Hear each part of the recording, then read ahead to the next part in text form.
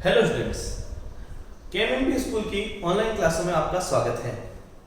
आप 10th के exam अभी आपके बाकी हैं, आपने अभी 10th के एग्जाम नहीं दिए हैं, आप जल्दी अपने 10th का एग्जाम देने वाले हैं। हमने लास्ट वीडियो में आपसे बात की थी कि आप मैथ्स का सब्जेक्ट, आप मैथ्स चयन क्यों करेंगे, आप मैथ्स सब्जेक्ट क्यों लेंगे, ये हमने पहले लास्ट वाले वीडियो में बात कर ली है। अब हम आपसे चाहते हैं कि हमें आगे क्या पढ़ना है, किस तरीके से पढ़ना है। अगर आपने मैथमेटिक्स सब्जेक्ट ले लिया तो आपको किन किन अध्यायों का अध्ययन करना होगा। पहले मैं आपको एक चीज बता दूं, पिछले साल जो आरबीएसई ने बुक जारी की थी वो हम अब नहीं पढ़ने वाले हैं, अब हम पढ़ने वाले हैं एनसीईआरटी बुक। देखिए दोनों में कोई ज्यादा डिफरेंट नहीं है, ऐसा नहीं है कि एक में बहुत ज्यादा टॉपिक है, एक में बहुत कम है। 80% अगर भाग माना जाए तो दोनों ही समान है। चाहे आप आरबीएसई पढ़ लीजिए, चाहे आप एनसीईआरटी पढ़ लीजिए। तो अगर आप आरबीएसई पढ़ रहे हैं तो भी वही बात है, आप एनसीईआरटी पढ़ रहे हैं तो भी वही बात है। अब आपको एक चीज मैं ये बता दूं कि जब हम एनसीईआरटी स्टार्ट करेंगे तो हम जो सबसे पहले टॉपिक स्टार्ट करते हैं वो रहता है त्रिकोणमिति फलन। देखिए आज का जो टॉपिक आपके लिए रहेगा स्टार्ट करने के लिए क्या रहना है, त्रिकोणमिति फलन। अच्छा, इसे स्टार्ट करने से पहले मैं आपको एक छोटी सी चीजें याद करा दूं और आप सभी को पहले अपने एग्जाम के लिए बेस्ट ऑफ लक बोल देता हूं, क्योंकि आपका जब भी आगामी दिनों में पेपर हो सकता है, मई के अंदर आपके पेपर होने के चांसेस हैं। तो पहले आपको ये चीज बता दूं, अगर आप 10th रेगुलर पढ़ रहे हैं तो इस टॉपिक को मत छोड़िएगा। आपके पास ट्रिग्नोमेट्री के टोटल 3 चैप्टर हैं। देखिए पहले आपने 10th में कौन कौन से चैप्टर पढ़े हैं, आपने 6th चैप्टर पढ़ा था, आपने 7th पढ़ा था और आपने 8th पढ़ा था। इन तीनों चैप्टर को इस चैप्टर से करने से पहले वापस कर लीजिए, क्योंकि जब तक आपको सारी सहज समीकरणें, सारे सूत्र अच्छे से याद नहीं हो जाते, आप इस चैप्टर को नहीं समझ पाएंगे। इसमें वो सारी चीजें काम आने वाली हैं जो आपने या तो 9th में पढ़ी हैं या आपने 10th में पढ़ी हैं। चाहे आप 9th की सहज समीकरणों को उठा लीजिए, चाहे वो आपके बहुपदों की सहज समीकरणें थी, चाहे आपके त्रिकोणमिति की सहज समीकरणें थी, चाहे आपके एक चैप्टर था कोण एवं मापन जिसमें आपने रेडियन पढ़ा होगा, डिग्री पढ़ा होगा। तो ये सब चीजें आप पढ़ के आ चुके हैं, वो सारी काम में आने वाली है। तो ये सारी आपको पढ़ के रखनी है, अच्छे से समझ के रखनी है। अगर कोई भी प्रॉब्लम हो तो आप पूछ सकते हैं, पहले आप उसका रिवीजन जरूर कर लीजिएगा। अब देखिए हमें स्टार्ट क्या करना है, त्रिकोणमिति फलन। अगर त्रिकोणमिति फलन हमें स्टार्ट करना है तो पहले मैं आपको बता दूं ये त्रिकोणमिति से मतलब क्या होता है। आपका फलन आपके लिए बिल्कुल नया वर्ड है, फलन आपके लिए नया रहेगा, इसे हम बिल्कुल समझेंगे क्या होता है, किस तरीके से इसे पढ़ा जा रहा है। त्रिकोणमिति, देखिए अपन किसी भी एक त्रिभुज के 3 कोणों, और मिति का मतलब होता है भुजाओं से संबंधित होता है। तो हम त्रिभुज के किसी 3 कोणों और भुजाओं को पढ़ते हैं तो हम त्रिकोणमिति का अध्ययन करते हैं। त्रिकोणमिति के अध्ययन के लिए मैंने सबसे पहले आपके लिए बनाया समकोण त्रिभुज। देखिए बिल्कुल जीरो से चलते हैं, बिल्कुल जीरो से चलते हैं। जैसे मैं एक समकोण त्रिभुज बताता हूं तो त्रिभुज में क्या होता है, त्रिभुज में 3 भुजाएं होती हैं, सबको पता है। अगर मैं आपसे पूछूं क्या है तो आप भी कहेंगे सर समकोण त्रिभुज का मतलब है कि जिसका एक कोण 90 डिग्री का होता है वो समकोण होता है। मैंने बात मान ली कि आपने सही कहा है। देखिए त्रिकोणमिति स्टार्ट किया, फलन स्टार्ट नहीं किया, मैंने क्या स्टार्ट किया, त्रिकोणमिति। त्रिकोणमिति मैंने कहा आपके लिए क्या है, समकोण त्रिभुज। आपने कहा सर बिल्कुल एक समकोण त्रिभुज होता है। और समकोण त्रिभुज क्या होता है, कि समकोण त्रिभुज वो होता है सर जिसमें एक कोण 90 डिग्री का होता है। बिल्कुल बात तो सही है, ठीक है। 90 डिग्री के सामने हमेशा हमें क्या मिलता है, कर्ण। कर्ण को हम किससे लिखते हैं, कैसे। अच्छा ठीक है, अब आया थीटा। सर ये थीटा क्या है, सर थीटा तो कोण होता है। अब बात आई, आगे देखते हैं कोण क्या होता है। तो सबसे पहले आज हमें पढ़ना क्या है कि कोण क्या है। तो मैं कहता हूं जब भी कि 2 किरणों का प्रारंभिक बिंदु एक ही हो जाए तो उसे कोण बोलते हैं। देखिएगा आपने OA किरण ली, आपने किरण कौन सी ली, OB, और इनका प्रारंभिक बिंदु एक ही है O, यहीं से स्टार्ट हो रही है। तो इनके मध्य जो बनने वाला है वो कोण है जिसे हम किससे व्यक्त करते हैं, थीटा से व्यक्त करते हैं। अब एक चीज, कोई तो कहता है सर मैं तो इससे मापूंगा, कोई कहता है सर मैं तो ऐसे मापने वाला हूं। देखिएगा आपने इसको इस तरीके से माप रखा है, कोई बच्चा चाहता है कि सर हम इस तरीके से मापना चाहते हैं। देखिए यहाँ पे अपना A है, ये अपना B है, ये अपना O है, इस तरीके से। तो आपने कहा सर ये कोण है, मैंने मान लिया कि सर ये भी तो कोण ही होगा। मैंने कहा तो सर क्या दोनों समान होंगे, मैं कहूंगा नहीं, ये घड़ी के विपरीत दिशा में है जिसे एंटी क्लॉकवाइज बोलते हैं। अगर आप जब भी कोणों को एंटी क्लॉकवाइज मापते हैं तो इसे क्या मापते हैं, धनात्मक मापते हैं। ये धनात्मक 100 जो कोण होंगे वो धनात्मक 100 होंगे। अच्छा धनात्मक कोण, अगर आपने घड़ी की सुई की दिशा में मापा, यानी क्लॉकवाइज अगर आप मापने जा रहे हैं तो वहां आपको ऋणात्मक कोण मापने पड़ेंगे। ये सब कैसे पता चला कि घड़ी के विपरीत सुई की दिशा में था तो आप धनात्मक ले लो, विपरीत और घड़ी के विपरीत दिशा में है तो धनात्मक ले लो, और घड़ी के अगर दिशा में आ जाए तो ऋणात्मक ले लो। तो ये साइन कन्वेंशन है। कन्वेंशन का मतलब क्या होता है कि हमने एक चीज को मान लिया, एक चीज को आधार मान लिया और दूसरी चीज अपने आप उसके आधार पे निकाल ली। जैसे कैसे, आपने अगर विपरीत दिशा को धनात्मक माना तो उसकी उल्टी दिशा क्या हो जाएगी, ऋणात्मक। समझ रहे हैं मैं क्या कह रहा हूं? ये कन्वेंशन है। कन्वेंशन का मतलब यही होता है कि किसी भी एक चीज को आधार लेकर दूसरी चीज का सत्यापन कर देना। तो हमने एक चीज मान ली और हम गणित पढ़ रहे हैं, हम मान सकते हैं, इसमें कोई बड़ी बात नहीं है। तो हमने ये मान लिया कि धनात्मक है तो ये क्या हो जाएगा, ऋणात्मक। तो हमें जो कोण थे, जो मैंने यहाँ बताया कि इनके मध्य कोण होगा, कोण के बारे में बता चुका हूं कि जिनका प्रारंभिक बिंदु एक ही होता है वो क्या होते हैं, दो किरणों का प्रारंभिक बिंदु एक होगा तो वहां कोण बनेगा। कोण धनात्मक भी बन सकता है और ऋणात्मक भी बन सकता है। किसके ऊपर आधारित होगा, उनकी दिशा के ऊपर आधारित। किसके ऊपर आधारित होने वाला है, उनकी दिशा के ऊपर। अच्छा ठीक है, तो आगे मेरे से पूछा गया कि कोणों को किसमें मापना है। तो मैं कहता हूं हम 9th में पढ़ के आ चुके हैं, कोणों को मापने की दो पद्धतियां हमारे पास सामने आई थी। एक तो हम मापते थे डिग्री में, जो आप शुरू से पढ़ के आ रहे हैं, आपको कोई भी प्रॉब्लम नहीं हो सकती। जब आप डिग्री पढ़ रहे हैं ना, जैसे 30 डिग्री 40 डिग्री, तो आपने मेरे हिसाब से 8th 7th में स्टार्ट कर दिया था 30 डिग्री का कोण बनाना, 45 डिग्री कोण बनाना, 90 डिग्री कोण बनाना। तो डिग्री से तो आपका बहुत पहले से संबंध है। जो आपके लिए नया था, जो आप 9th में पढ़ के आए थे, वो था रेडियन। क्या था, रेडियन। तो कोणों को हमें किस किस में मापना है, एक तो डिग्री में मापना है, रेडियन में मापना है। तो हमने एक चीज और पढ़ी थी 9th में, डिग्री को रेडियन में बदलना, और हमने ये भी पढ़ा था रेडियन को डिग्री में बदलना। हम इसकी जरूर बात करेंगे, लेकिन पहले अपने संपूर्ण त्रिभुज पर जाते हैं कि किसको किसमें किस तरीके से बदला जाता है। ये सब चीजें हमें आपको बतानी है और आप समझ जाइएगा। ठीक है, अब आगे चलते हैं। तो मैंने मान लिया मेरा कोण आया थीटा, थीटा के सामने हमेशा क्या होता है, लंब। अब शेष जो बचता है वो हमारे लिए आधार है, तो मैंने इसे क्या लिख दिया है, ये मेरे लिए क्या हो गया, आधार। सही है, ये मैंने अभी तक पढ़ा है। अब आगे देखते हैं, जब हम एक संपूर्ण त्रिभुज के बारे में सब जान चुके हैं, कर्ण क्या है, लंब क्या है, आधार क्या है, तो इनकी भुजाओं के अनुपात से ही हमने त्रिकोणमिति को ज्ञात किया है। तो हमने एक वर्ड का निर्माण किया था, एक शब्द बनाया पढ़ने के लिए, लाल बटा कत्था। अच्छा, इसे अब अपन इस तरीके से नहीं, इस तरीके से भी याद कर सकते हैं, PBP, HHB, और यहां कर सकते हैं SSBP। ये दोनों ही तरीके मार्केट में चलते हैं, अपने अकॉर्डिंग चलते हैं। कुछ टीचर ये बता देते हैं, कुछ टीचर ये बता देते हैं, जैसा आपको समझ में आए वैसा आप कर लीजिएगा, कोई बड़ी बात नहीं है। यहाँ क्या है, हम तो लाल बटा कत्था के ऊपर चलने वाले हैं, इसके ऊपर नहीं चलेंगे, फिर भी मैंने आपको बता दिया, कोई प्रोसेस नहीं पड़ रहा उससे। ठीक है, तो अब मुझे पढ़ना है लाल बटा कत्था। क्या पढ़ना है, लाल बटा कत्था। देखिए लाल बटा कत्था क्या था मेरे लिए, मैंने पढ़ा LL/KKA, मतलब L बटा K। ये L बटा K मेरे लिए किसके बराबर आया, सर साइन थीटा के। तो मैंने पढ़ा K बटा L किसके बराबर आया, आपने कहा सर कोसेक थीटा के। फिर मैंने कहा आधार बटा कर्ण किसके बराबर आया, आपने कहा कोस थीटा के। तो मैंने कहा K बटा A किसके बराबर आया, आपने कहा सेक थीटा के। फिर आपने बोला लंब बटा आधार किसके बराबर आया, मैंने बोला tan थीटा के। और आधार बटा लंब कोस थीटा। ये तो चीज आई है। तो सर अभी तक हमें क्या लिखना है, आप हेडिंग डालिएगा, हेडिंग डाल के त्रिभुज बनाइएगा।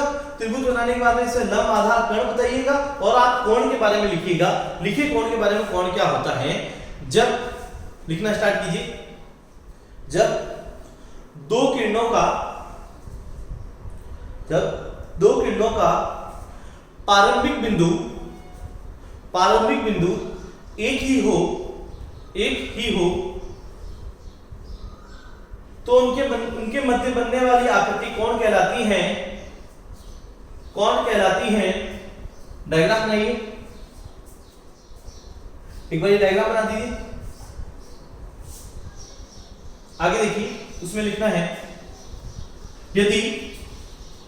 यदि कोण एंटी क्लॉकवाइज डायरेक्शन में मापा जाता है, यदि कोण एंटी क्लॉकवाइज डायरेक्शन में मापा जाता है तो उसे धनात्मक मापा जाएगा, तो उसे धनात्मक मापा जाएगा। यदि कोणों का मापन क्लॉकवाइज किया जा रहा है, क्लॉकवाइज किया जा रहा है, क्लॉकवाइज किया जा रहा है, तो उन्हें ऋणात्मक कोण द्वारा मापा जाएगा, तो उन्हें ऋणात्मक द्वारा मापा जाएगा। मतलब कहने का मतलब है जब एंटी क्लॉकवाइज चल रहे हैं तो आपको पॉजिटिव मिलेंगे, प्लस का 30 डिग्री मिलेगा, प्लस का 45 डिग्री मिलेगा, 90 डिग्री मिलेगा। अगर आप क्लॉकवाइज आ गए तो आपको माइनस का 30 डिग्री मिलने वाला है, माइनस का 45 डिग्री मिलने वाला है, ये सारी चीजें आपको मिलने वाली है। इतना लिख दिया होगा आपने। नेक्स्ट करते हैं, आगे लिखिए कोणों को मापने, कोणों का मापन, कोणों का मापन ऐसे लिख दीजिए डिग्री या रेडियन में किया जाता है, डिग्री या रेडियन में किया जाता है। डिग्री में भी किया जा सकता है और रेडियन में भी किया जा सकता है, ठीक है। अलग अलग पद्धतियां हैं ये दोनों, इन पद्धतियों के बारे में बात करेंगे। उसके बाद आपको लिखना है इस तरीके से लिखिएगा जैसे मैं लिख रहा हूं LAL बटा KKA, और इसके ऊपर ऐसे ब्रैकेट बनाइए, ऊपर की तरफ तीर बनाइए, यहाँ लिखिएगा साइन थीटा, फिर यहाँ लिखिएगा A बटा K, यहाँ लिखिएगा cos थीटा, फिर यहाँ कीजिएगा L बटा A, यहाँ लिख दीजिएगा साइन cos, तो यहाँ कितना आएगा tan थीटा, यहाँ आएगा हमारे पास कोसेक थीटा, यहाँ हमारे पास आएगा सेक थीटा, और यहाँ हमारे पास जो लास्ट आने वाला है वो क्या आने वाला है, cot थीटा आने वाला है, राइट है। या तो प्रॉब्लम ही नहीं होगी आपको। यही चीज थी, लाल बटा कत्ता को हमने प्रदर्शित कर दिया है, साइन थीटा, कोसेक थीटा, ये मैं आपको सब बता चुका हूँ। इसको ऐसे कैसे लिख लीजिए जिसका आपको समझ में आता है। वीडियो पॉज कीजिए, नोट डाउन कीजिए। नेक्स्ट देखिए, इनसे हमें क्या पता चला, इससे हमें एक चीज पता चल चुकी है कि साइन थीटा उल्टा हो गया किसका, 1 अपॉन कोसेक थीटा के, कोसेक थीटा उल्टा हो चुका है 1 अपॉन साइन थीटा के, सेक थीटा उल्टा हो चुका है 1 अपॉन cos थीटा के, cos थीटा उल्टा हो चुका है 1 अपॉन सेक थीटा के, tan थीटा उल्टा हो चुका है 1 अपॉन cot थीटा के, और cot थीटा उल्टा हो चुका है 1 अपॉन tan थीटा। यही आएगा। अब हमारे पास एक चीज और बच रही है, क्या, tan थीटा बराबर आएगा हमारे पास sin थीटा बटा cos थीटा, और हमारे पास बच जाएगा cot थीटा बराबर cos थीटा बटा sin, राइट है। अब हम अपनी सरल समीकरण भी लिख देते हैं। क्या पढ़ी थी हमने, sin square theta plus cos square theta की value 1 minus sin square theta cos square theta, 1 minus cos square theta sin square theta, 1 plus tan square theta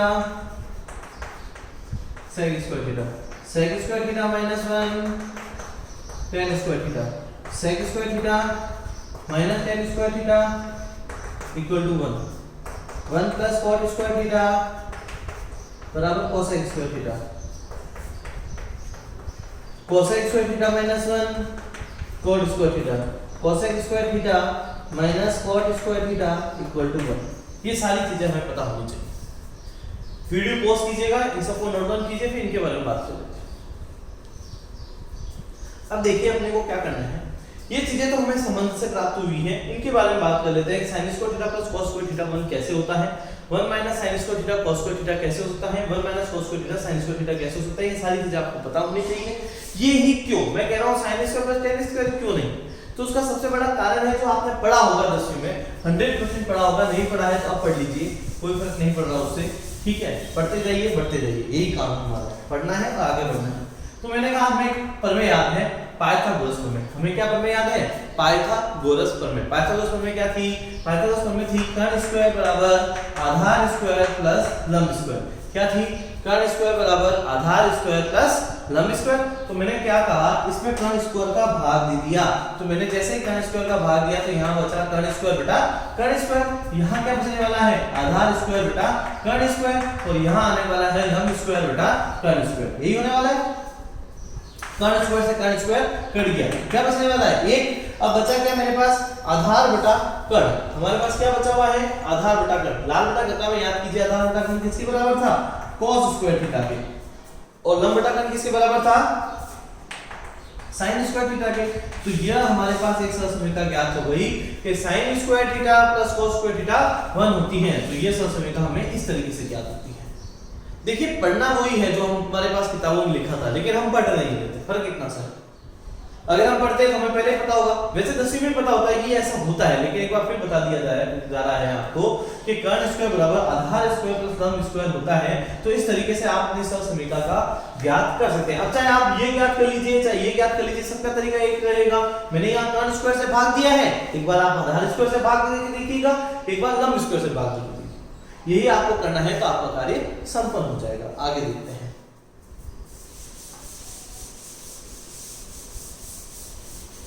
देखिए अब मैं आपके कोणों के ऊपर वापस लेके जाना चाहूंगा कि इतना आपका ये जो पूरा पार्ट अभी तक पढ़ाया गया है ये पूरा रिवीजन है, आपका 9th का रिवीजन, आपका 10th का रिवीजन। अब आते हैं 11th के ऊपर। कैसा 11th में क्या है, उससे पहले थोड़े से कोणों के बारे में जानकारी लेते हैं। अगर मैं आपको डिग्री के बारे में याद दिलाऊं, जब आपने कहा था सर हमने डिग्री पढ़ी थी कोणों के अंदर कि 30 डिग्री का कोण है, 40 डिग्री कोण है, तो आपको कुछ याद होगा जब एक सरल रेखा में कोण बनता है तो वो 180 डिग्री का बनता है। कितने डिग्री का बनता है, 180 डिग्री। इसे सरल रेखिक कोण भी कहते हैं।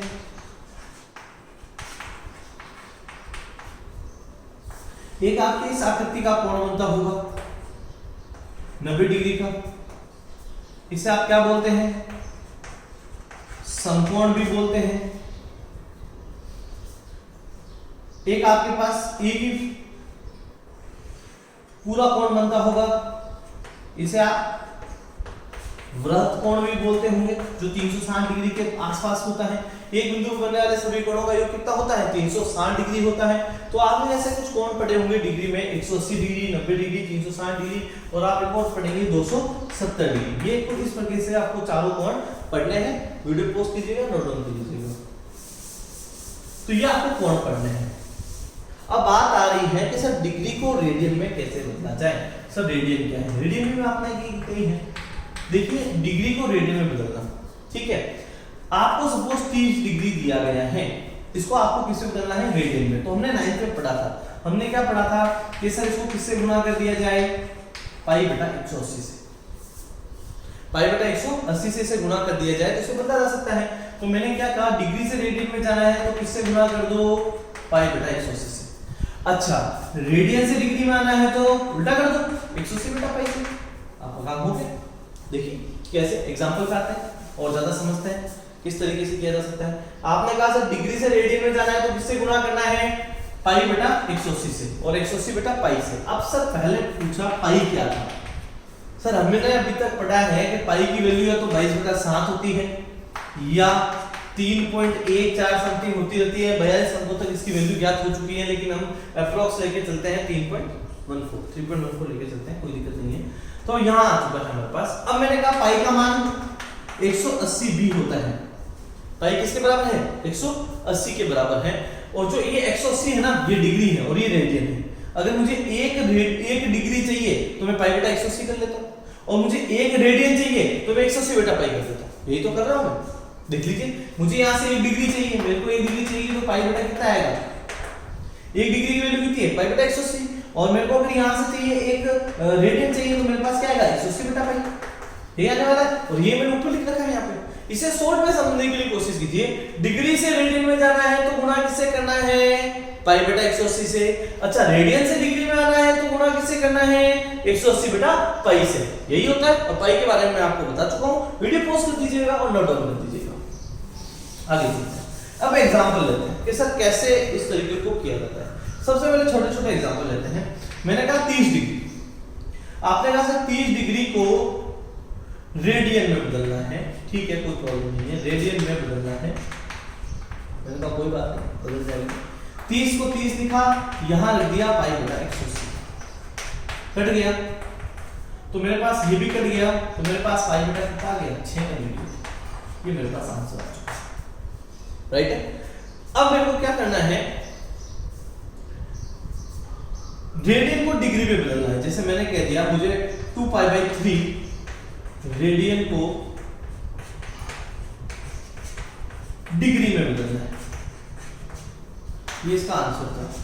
क्वेश्चन है, ये क्वेश्चन है, डिग्री में बदलना है। तो आपने क्या कहा कि 2 पाई बाई रेडियन को आपको किस में बदलना है, डिग्री में बदलना है। डिग्री में बदलने के लिए क्या होगा, देखिए आपने कहा 2 पाई बाई 3 था, अभी सर आपने आपको बताया था कि रेडियन से डिग्री में आने पर 180 बटा पाई से क्या दे देते हैं, पाई दे देते हैं। तो पाई से पाई कैंसिल, ये कट गया कितनी बार 60, तो 60 को 2 से गुणा करते हैं कितना जाएगा 120 डिग्री। इस तरीके से हम रेडियन को डिग्री से और डिग्री को रेडियन में और रेडियन को डिग्री में बदल सकते हैं। अब आगे चलते हैं, इसी क्रम को आगे बढ़ाते हैं। ये हमारा 9th लेवल का है, जो भी हमने पढ़ा है ना 9th लेवल का पढ़ा है। अब हम इसको आगे पढ़ने की कोशिश करते हैं कि मुझे अब किन किन चीजों को किस में बदलना है। तो कुछ क्वेश्चंस कर लेते हैं जिसके ऊपर आधारित हमें पता चल जाएगा कि हमें क्या करना है।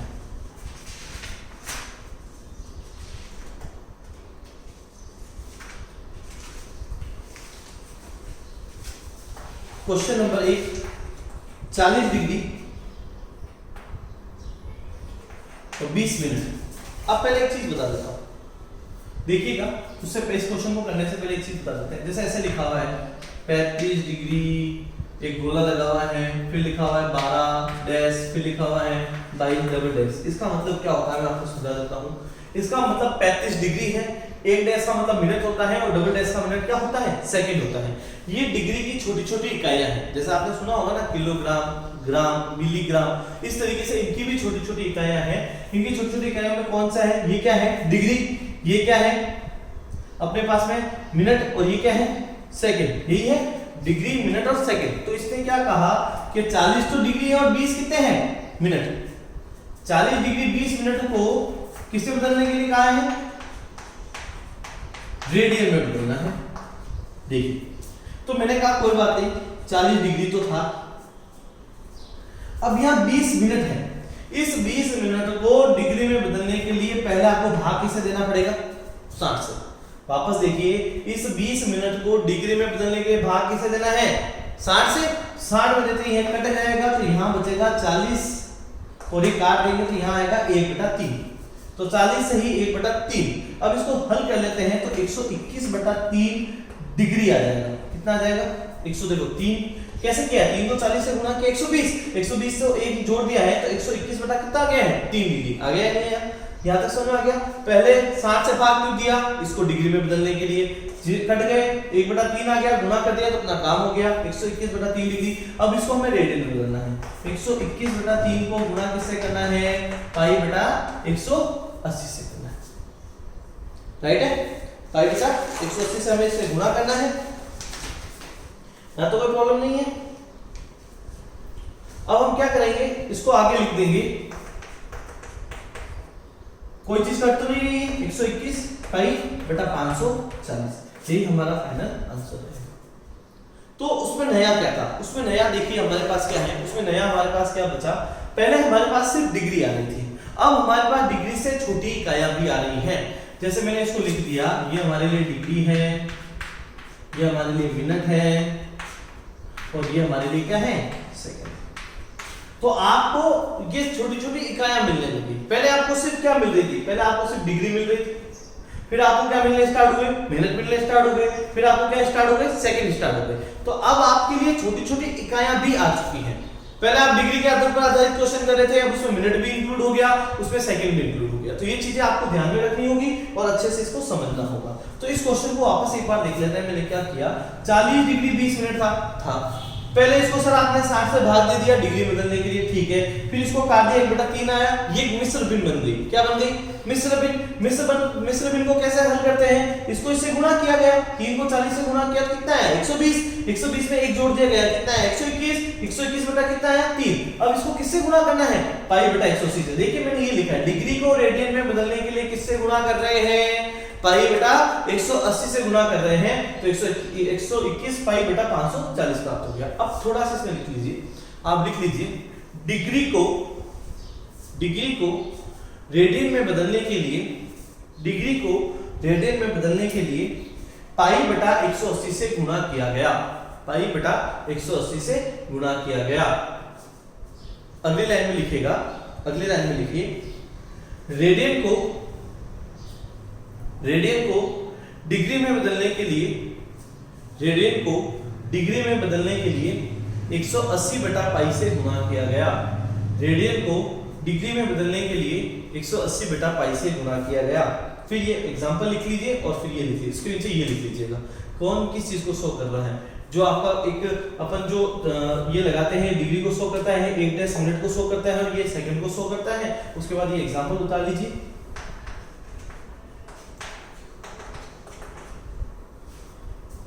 वीडियो पॉज कीजिए, नोट डाउन कीजिए।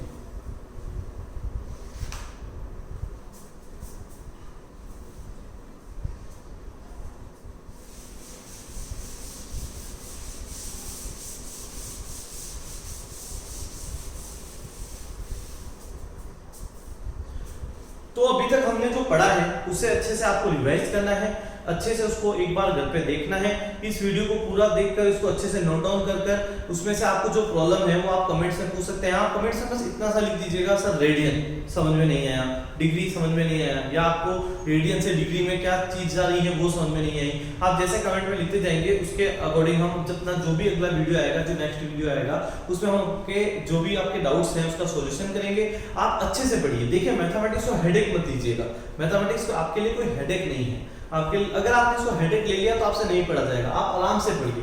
इसमें इतने छोटे छोटे टॉपिक हैं, इतने आराम से आपको समझाया गया है कि आप आराम से पढ़ सकते हैं। आपके पास पढ़ने के लिए बहुत कुछ है और सीखने के लिए। देखिए जैसे 10th के लिए 9th सीखने के लिए होती है, वैसे जैसे 12th क्लास के लिए 11th क्लास सीखने के लिए होती है। तो आपके पास बहुत सारी ऐसी नई नई चीजें आएगी जो आपके लिए बिल्कुल नहीं है, जो आपके भविष्य में बहुत काम आने वाली है। तो इन्हीं छोटी छोटी चीजों से आपको और आगे मदद मिलेगी और आप आगे समझ पाएंगे। अच्छा देखिए, अभी तक एक चीज मेरी बाकी है, रेडियन। मुझे रेडियन को समझाना है। मैंने आज डिग्री कंप्लीट किया है, कल हम रेडियन के बारे में बात करेंगे। रेडियन को किस तरीके से परिवर्तित करते हैं, रेडियन से हमें क्या मिलता है। हमारे पास एक फॉर्मूला भी क्रिएट करेंगे जो हम पढ़ के आ चुके हैं, उस फॉर्मूले के बारे में भी बात करेंगे हम। ये सारी चीजें हम अगले वीडियो में करेंगे। Thank you so much.